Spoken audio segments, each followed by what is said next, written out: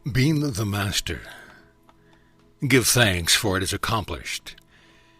You are the radiant heart of God. Together with your twin flame, you are an actual cell in my living heart. You are my heart made manifest. Alive within you is the very light of life, the force of Christ. Your hearts are the place where my love is made manifest. Your heart is the very heart of love, capable of bathing all of creation in love. Your consciousness is my consciousness.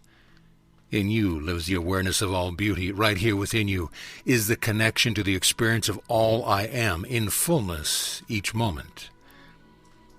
Right here in your heart is the point of creation, the incubation chamber of new life. For here is where your heart desires are brought into contact with the living river, and brought forth into new life and expanded creation. Here, in your own consciousness of your heart, is where you name that which will come forth from the trinity of our union, the place where I as love come into life as you, the great forces of divine love as masculine and feminine. I ask you to regain full awareness, to claim your truth as masters, as a living expression of my heart, as the place where real love returns to this world. Can you feel how much we love? Can you allow the experience of our tender longing for the return of all my children to their truth? Can you perceive the perfect beauty of this world, a beauty that has not changed from the moment of its creation? Truly, just as you have never really left the kingdom of the heart, neither has the earth. Even when the nightmare of her destruction lays heavy upon the hearts of my children, beneath their dreams she holds them in serenity. Blue-green spirits in these moments between the beats of time and physicality. Just so is every person still connected to the truth of love. As I have explained before, there is a pulse that brings forth life and time, and in the moments in between you are home in our reality of love. So even here, you are all still fed by the truth of love in its living moment. If this were not so, nothing would survive. If humanity was really cut off from me, humankind would simply fade away. Thus, though you cannot see it, even those professing only darkness are still nourished by my love.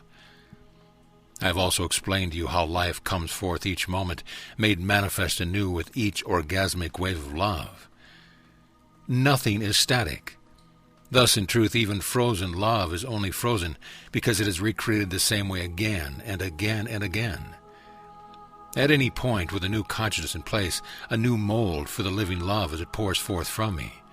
And everything can be different. Everything can be changed in the space of a heartbeat. Returned to love by a single act of will, by the dropping into the heart of a new desire. For it is our deepest covenant that you may co-create, that you as my children can mold the love we are. Thus do we come to a turning point, a place where from the point the entirety of your consciousness must be returned to the service of your truth as love, your truth as my beloved children, your truth as living expressions of the very forces of creation, bringing forth love as you are meant. I ask you to become masters, to live fully at the balance point. I ask you to be together the true creative force, to be the full expression of the two forces of creation that you are on earth. For you must realize that what you hold in your consciousness, where you place the power of your heart, is what will be brought forth as your future. It is in each moment that the pulses of my love come to fill you, and it is right there that you create your heart's desire. Thus you must ask yourselves, as you've been living, what are you presenting every moment for love to bring forth as your creation and as your life? Where's your attention? Where are you focused? Are you focused in the battle with your mind? If so, what are you creating as the pulse of love comes through? You are not present in your heart. You are absent and you are holding forth. Instead, your feeling of conflict in yourself, your impasse at the mercy of the little mind. And as I show you now, you can never change anything by engaging with it. Oh, instead you give the resource of your great love-filled heart to an impassive belief in the reality of the little mind, because you are believing that your thoughts are powerful enough that you must fight them or change them, or be worried about their course. But rather than ignore them as they pass through, it is time for you to completely leave the arena of the little mind, of thought, of judgment, of ego. That each moment when my love comes pouring in, you are focused in your heart and on our love. Your future, our future, and the future of your service to love truly does come forth out of this moment. What you hold in your consciousness is given life by the pulse of love. And as I've also explained, if you are not present in consciousness, then the living light of moving love will then move down and create what is in your mind. The force of love, creation, always seeks the closest resonance to itself.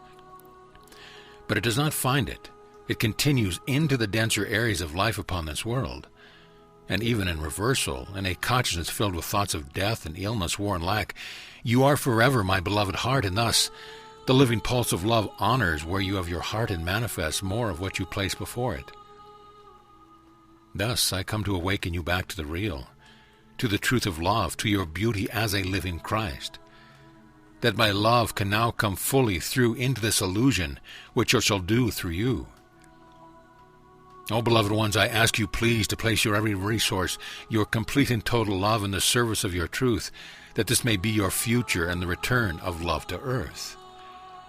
You cannot be a clear channel for my love unless you are fully present at the balance point of love. This means that your heart's desires every single moment is to be the love that you are, nothing else. Fake it until you make it shall be your creed, because only you can direct the force of love I send you. You directed by your force, by your consciousness of love. You directed by rising into ecstasy and gratitude for the master that you are. You directed by the focus of your attention on your heart and on the giving of your soulmate of love that flows through each of you. As you do, you are engaging the forces of creation that shall spark, then burn with life force that you together then take on your role as well. That you also create love, sparking it forth from your glorious union, that you together then send it forth to provide those coming after with the energy of love that they then get to name, to create by their attention and their heart's desire. And then, as they acknowledge the truth of love that they are, as they say yes to the remembrance of their soulmate, then they too become a generating station for those who come behind them, those whose vibrational level is still slower than their own. Thus do they provide the life force of living love, both to unfreeze those hearts of those they serve, and provide the living love that the others get to mold into form, into their expression as this world. Thus is life ever nourished, ever provided for, ever grown. It works perfectly everywhere in creation until the receiving consciousness is turned away from love, which of course is what has happened here on earth. So only as you turn around fully can you fulfill your role in bringing through my love and in sparking through your union as masculine and feminine, the creation of new love that is your gift out of all that is, that you are the Christ right here. The only way we can reestablish the flow is for you now to place your full attention on the truth of love that you are. Love is always exponential. Thus the love that comes to you is multiplied through your union and in your joining. Each of you achieve a communion with each other that allows the all of you together to go forth from each of you. And while this will not make sense to your minds, the multiplication of love is both vibrational and dimensional. Thus is love expanded forever. Thus am I grown. As you approach your moment of choice, your impediments to love fall away. They will continue to do so without any conscious effort from you. So as you approach this transition, let us place all your attention on what it means to be the Christ, the master of the heart, each half of a living whole that is the very focus of creation, made available to this world through you. So what does it mean to be a master? It is to live every moment and in through your heart. It is to be completely immersed in an experience of the earth as living love, to have communion with the consciousness of every living thing. It is to live completely open-hearted, expressing joy each moment. It is to be in ecstasy as love rushes through you to your soulmate. It is to love humanity with such passion and dedication that the awareness of all their heart is always within you. It is to name everything love, every single moment, and to know without a doubt that your love will manifest outside of you that which lives within.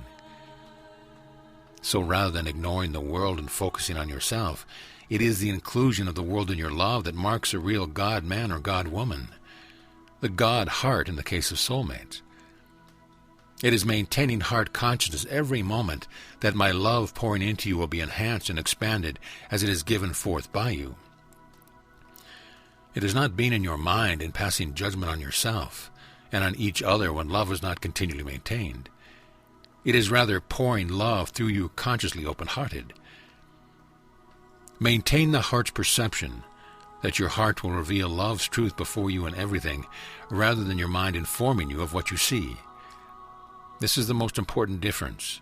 You must now choose to be that which you want to become, because if you see it as a future, it will not ever happen. And this you already know. Now you must live it. It is time to claim your truth. It is time to see the unity of life every moment. It is time to feel the living flow of love that pours forth to you.